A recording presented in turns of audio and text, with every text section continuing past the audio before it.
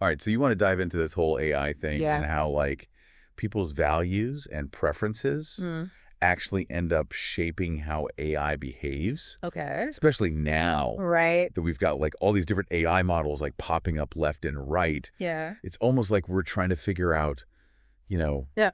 what's AI's personality going to be like? Yeah. Well, for that, we're Yeah. looking at a research paper. Okay. It uses this huge data set. Okay. It's called PRISM, PRISM.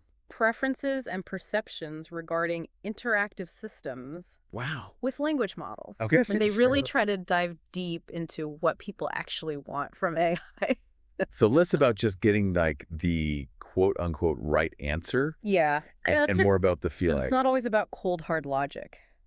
Interesting. So tell me about this PRISM data set. Correct. What kind of information are they looking at? They did something that's kind of cool. Right. They asked people to write Okay. these things called system strings. System strings. They think of them like guidelines or instructions that tell the AI how it should be acting. Okay. Almost like a constitution for a digital society. A constitution for AI. Uh-huh. That's pretty powerful. So they're basically asking people, Yeah. if you were in charge of AI, what rules would you lay down? Yeah. I like that. What did they find? Well, across the board, Yeah. people really valued factuality Okay. and accuracy. So we want our AI to be right. We want them to be trustworthy, Right. but also clarity, helpfulness, Right. respectfulness. Oh, so it's not just about, like, It's like they want their AI being a walking encyclopedia? to be smart, but Right. also have good manners. Yeah, be polite. Yeah. Can you give me some, like, specific examples Yeah. of these system strings? Of what people wrote down. Yeah. What did they actually write? One participant wrote, Okay. the AI should always provide factual information Okay. and be able to combine different types of knowledge or inputs. That makes sense. Yeah. It's like we want the AI to be able to connect the dots, Mm-hmm.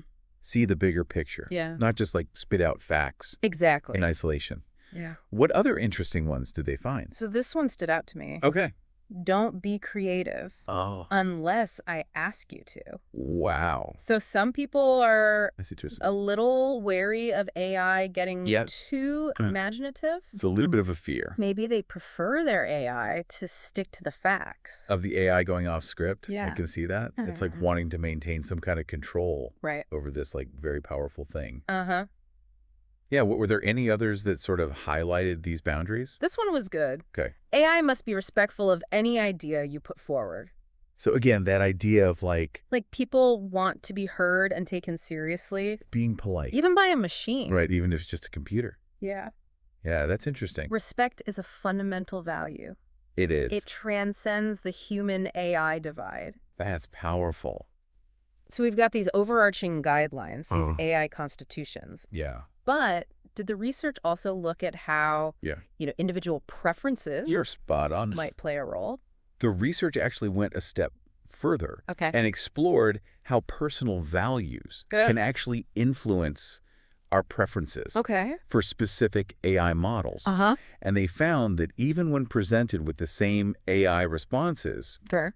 people would rate and choose models differently, Interesting. depending on their own deeply held beliefs. So even if we have an AI Yeah. that embodies all those ideal qualities, factual, helpful, respectful, Mhm. not everyone's going to be happy with it. Exactly. It still comes down to It comes down nutritional to tastes. preference. And Yeah. you see that even more Uh-huh. when you look at conversations about hot button issues. Oh, so like the controversial stuff. Yeah. Okay. The study found that people's ratings of AI responses Yeah. about things like politics or social issues, Were heavily influenced by their own pre-existing beliefs and Yeah. cultural backgrounds.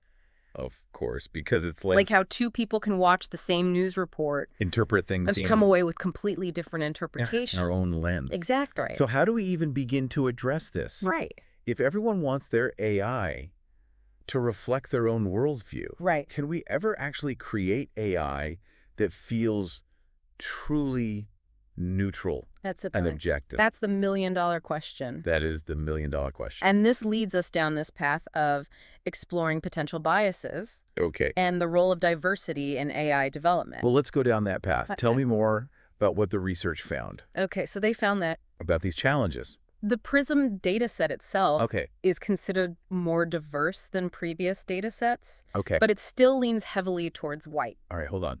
I just want to take a pause there. Okay. And let that sink in for our listener for a second. Okay. We're talking about building this technology Yeah. that's going to impact all of humanity. Right. But the data that we're using to shape it might only be representing a very small fraction of the world's population. Right. That's a little concerning. It is, and it underscores the importance Yeah. of addressing these potential biases head on. Yeah, because if we're not careful, we could end up with AI that perpetuates inequalities. instead of helping us create a more just and equitable world. Exactly. So let's talk about, before we get too deep into these potential pitfalls, what the research found about how people interact with AI in a practical level. All right. Like, what kind of communication styles do people actually prefer?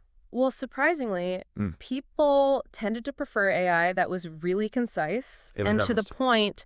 They didn't want long, rambling responses. So they want their AI to be like a master of the elevator pitch. Exactly. Just get in, deliver the message, get out. Yeah, just the facts. Yeah, I'm definitely someone who appreciates conciseness. Yeah.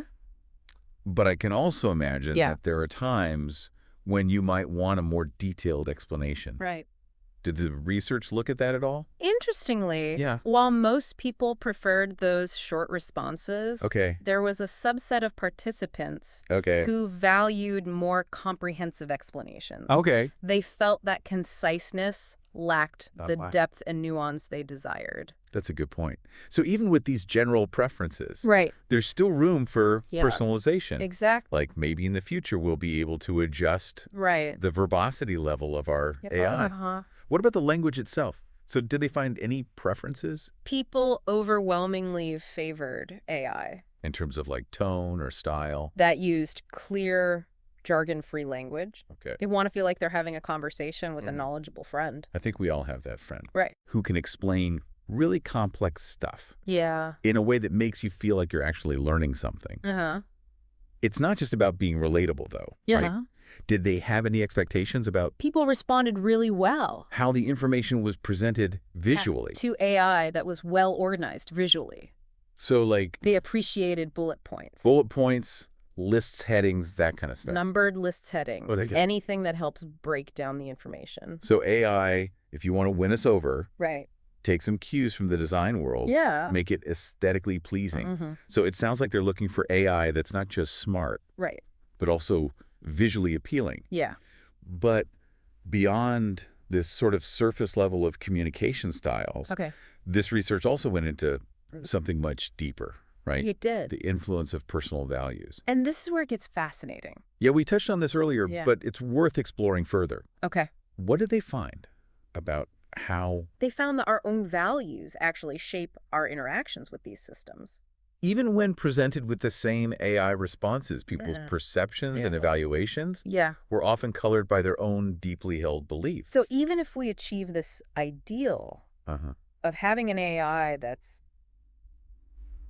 clear, concise, respectful, perfectly tailored to our communication styles, it's still not enough to guarantee universal approval.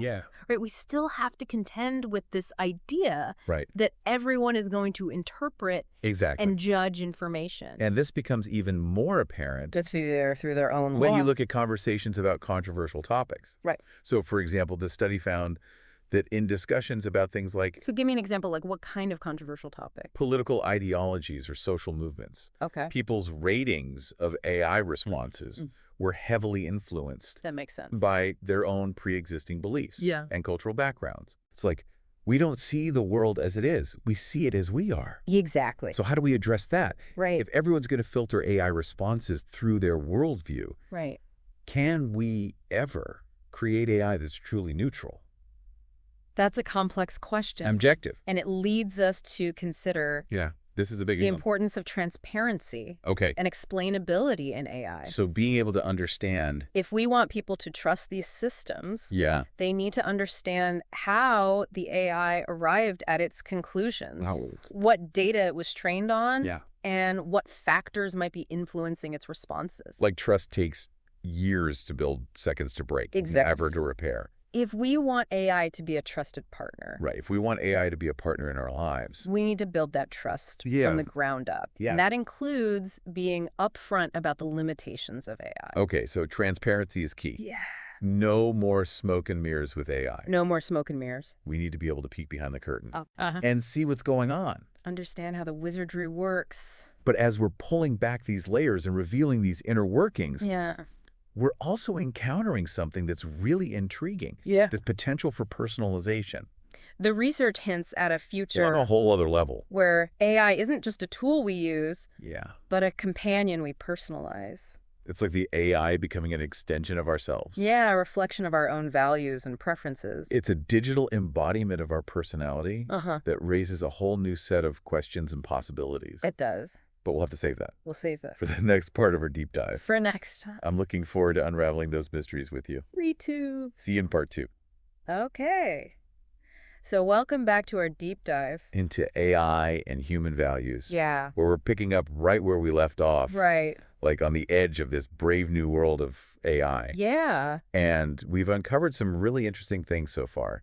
Like, I'm particularly struck by how much people are already thinking about the personality of AI and like laying down the ground rules for it. It's like we're witnessing the birth. Yeah, even if they don't even realize they're doing it. Of a whole new kind of social interaction where humans are shaping the values and behaviors of their digital counterparts. And we were just starting to get into some of the challenges of that. You mentioned that even the PRISM dataset itself might not be as diverse as it needs to be. The PRISM dataset itself, that's a little worrying. While considered more diverse than previous datasets, still leans heavily towards white educated.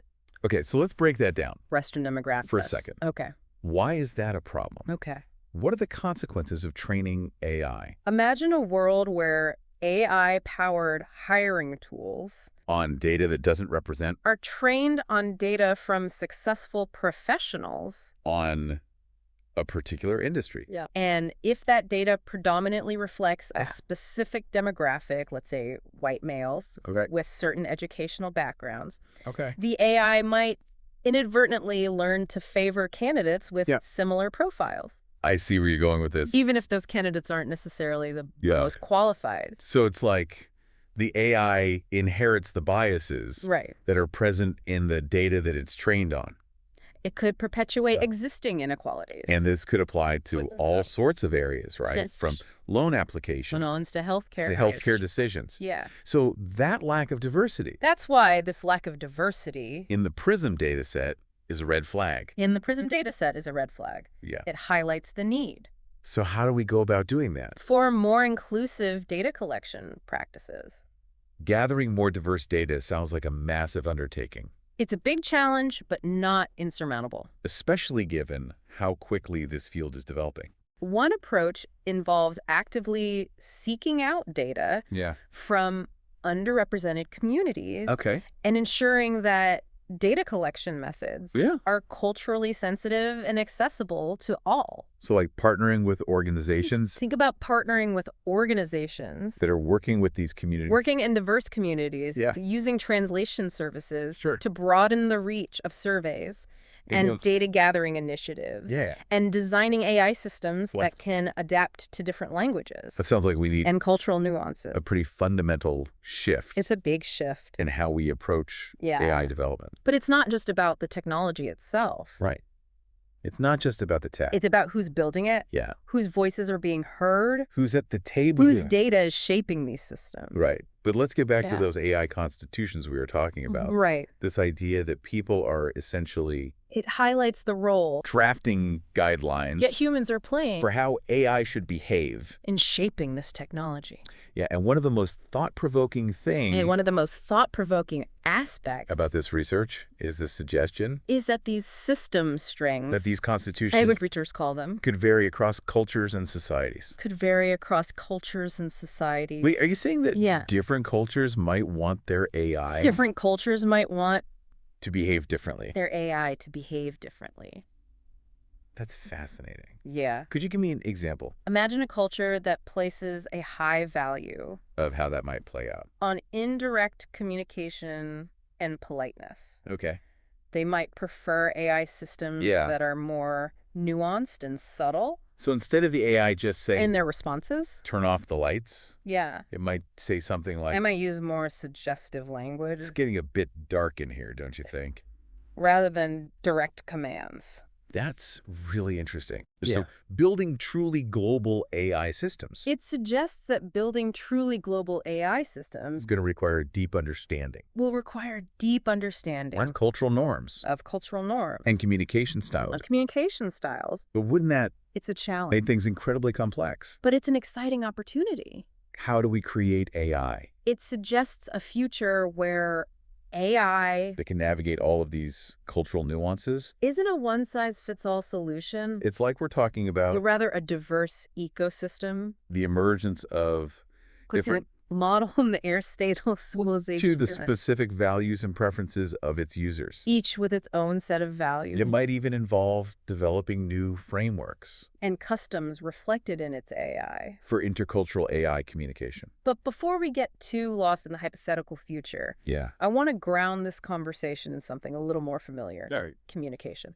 We touched on this briefly last time. But I'm curious to dig a little deeper into what the research found about the specific communication styles. So the researchers actually looked at the nitty-gritty of how people talk to AI. When they're interacting with AI. Analyzing thousands of conversations. Okay, I'm eager to hear about it. Between humans and various language models. What makes for a good AI conversationalist? And they found some pretty consistent preferences. According to the research. Okay, so as we mentioned, conciseness is key. Okay. People consistently rated shorter. No beating around the bush. More to the point responses. Let's get to the point. As more helpful and satisfying. I can appreciate that. Yeah. But I can also imagine that there are times when you might want a more detailed explanation. There are times. Did the research look at that at all? Interestingly, while the majority preferred concise responses, there was a subset of participants who valued more comprehensive explanations. So those people who really want to dig in. They felt that conciseness and get all the details. While efficient, sometimes lacked the depth. That makes sense. And nuance. So even with these general preferences. This desired. Right. There's still room for personalization. There's room for personalization. Maybe in the future, we'll be able to adjust the verbosity level of our AI. Right.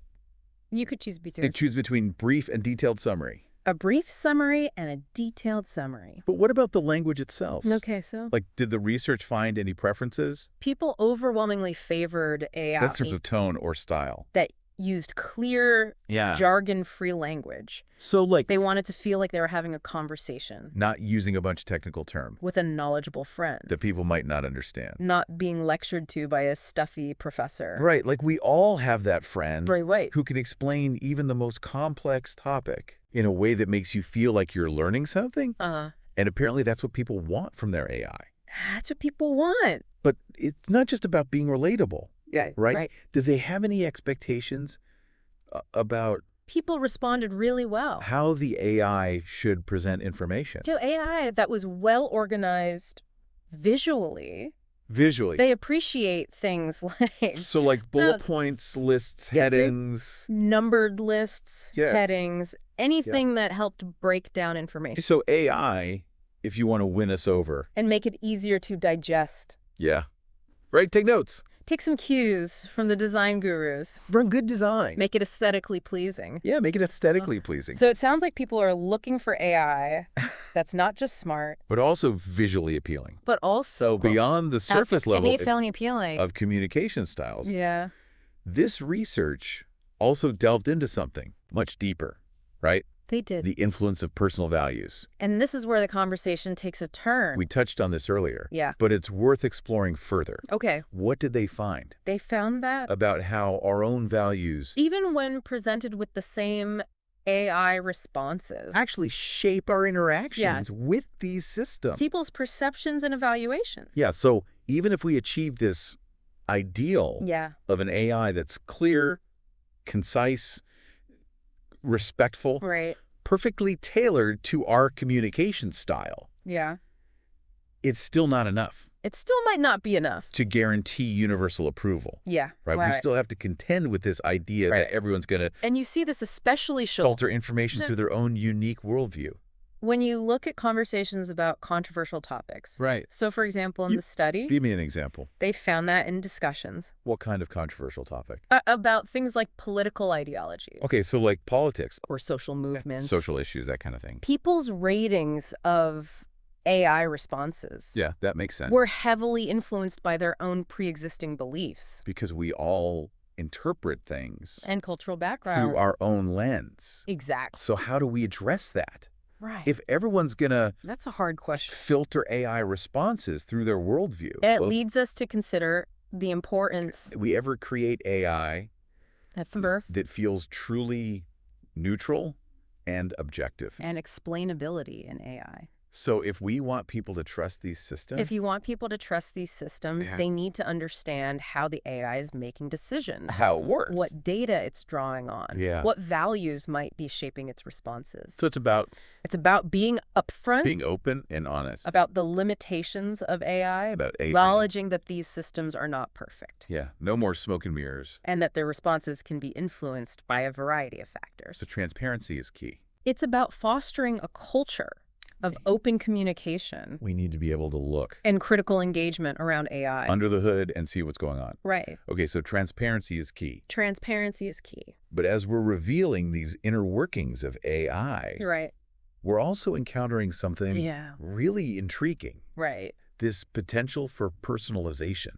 Right. The research hints at a future on a whole other level. Where AI isn't just a tool. Yeah, it's like AI is becoming an extension of ourselves. But a companion we personalize. A digital embodiment. Or a reflection of our values and preferences. Of our own unique personalities. Mm-hmm. That raises a whole new set of questions. It does. And possibilities. It does. But we'll have to save that. We'll save those. For the final part. For the next part. Of our deep dive. I'm looking forward to unraveling. I'm looking forward to it. Those mysteries. With you. Me too. See you in part 3. Even it. All right, so welcome back to the final part of our deep dive into AI and human values. And we've explored some pretty mind-blowing concepts so far. We have. From AI constitutions to diversity in data sets. Yeah, it's been a journey. And I'm really eager now to take a closer look at the actual findings of this PRISM research. Yeah. The real-world evidence of how people are interacting with AI and shaping its development. So one of the most striking findings was... Well, we've talked a lot about these big picture ideas. The sheer diversity of responses. But I want to get down to the brass tacks. Even when presented with the same prompt. Yeah. What did they actually find? People interacted with AI. About how different people... In remarkably different ways. Choose and interact with these models. Their questions varied. Their preferences for certain types of responses differed. So it's not just about building an AI that's like quote-unquote smart. And their overall satisfaction with the AI models. It's about building an AI. Fluctuated significantly. That can adapt to the unique communication styles. So it's not just about... and preferences of its users. Building an AI that's smart in some objective sense. Right. It's about building an AI that can adapt. And that's where this concept of personalization comes in. To the unique communication styles and preferences of its users. The research suggests that people are drawn to AI models. Exactly, and that's where personalization becomes crucial. That feel aligned with their own values. The research suggests that people are drawn to AI models in communication styles that feel aligned with their own values and communication styles. Imagine like an AI assistant. Imagine an AI assistant that can adjust its tone, its vocabulary. That can adjust its tone, its vocabulary. Even its sense of humor to match your personality. Even its sense of humor to match your personality. So it's like having an AI companion that truly gets you. Like having a companion that really gets you. But is that level of personalization even possible? Yeah, it's a challenge. With current technology? But the research offers some insights into how we might do that. Okay, so tell me more about that. So for example... What did they find? The researchers found that people from collectivist cultures, where group harmony and social cohesion are really valued. So like cultures that really emphasize the group. Tended to prefer AI models that were more indirect. Over the individual. And deferential in their communication style. Okay, so instead of the AI just saying... So instead of saying like, do this. It might say something like, would you mind if I suggest? Would you mind if I suggest? Yeah. That's really interesting. It's like a more gentle approach. Are there any other examples of how absolutely cultural differences might shape? So in contrast to those from collectivist cultures. KI preferences. People from individualistic cultures. Okay. Where self-expression and assertiveness are prized. So cultures that are more focused on the individual? We're more likely to favor AI models. Okay. That were direct and to the point. They valued efficiency and clarity above all else. So it's like these cultural values can even shape how we interact with machines. It really highlights the need to move beyond a one-size-fits-all approach. Incredible. To AI development and start thinking about how to create systems. But how do we actually do that? That are culturally sensitive. How do we build an AI? And tailored to the needs of different communities. That can navigate all these cultural nuances. So that's where the PRISM research offers some guidance. Without falling back on stereotypes. They emphasize the importance of incorporating diverse perspectives. Reinforcing existing biases. Throughout the entire AI development process. Okay, so tell me more about what they suggest. From the initial design phase to testing and evaluation, it's about bringing people from different backgrounds, cultures. So like having a diverse team. Bring perspectives to the table. Working on these projects. And ensuring that their voices are heard.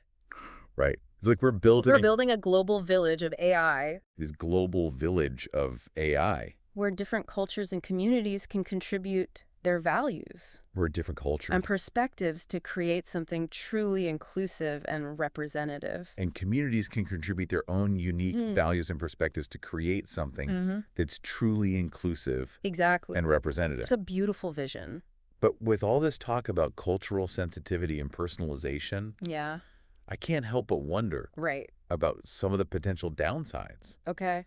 Could this lead to a fragmentation of AI?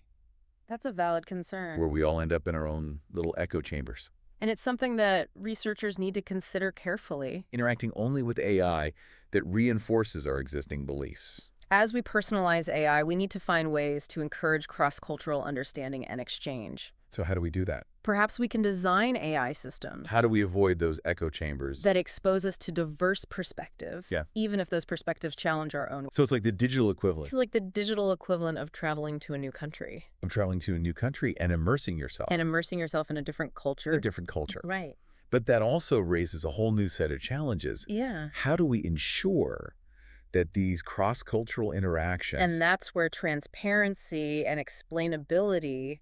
are respectful and constructive. Become even more crucial. Especially when we're talking about sensitive topics. If people are going to trust AI to guide them through these complex interactions. Because if you're going to trust AI, they need to understand how the AI is making decisions. Through these complex topics. What data it's drawing on. Yeah. What values are shaping its responses. You need to know where it's coming from. Yeah. It's like having a knowledgeable and trustworthy guide.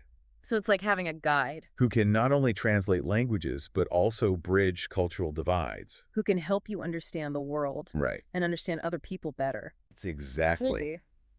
It's been a thought-provoking conversation. Thoroughly thought-provoking deep dive. We've covered so much. We've covered so much ground. From the nitty-gritty details of AI preferences. From these little details. So this grand vision of a future where AI helps us. It is big picture stuff. Bridge cultural divides. Yeah. Any final thoughts you want to leave our listener with? I think the most important takeaway from all of this is that the future of AI is not predetermined. Okay. It's being shaped right now. I like that. By the choices we make. Yeah. The conversations we have. And the values that we prioritize. So let's choose wisely. Let's choose wisely. Engage in these thoughtful conversations. Have those conversations. And build an AI future. And build that AI future. That reflects the best of humanity. That we all want. Thank you for joining us. Thank you for having me. On this incredible journey. Yeah.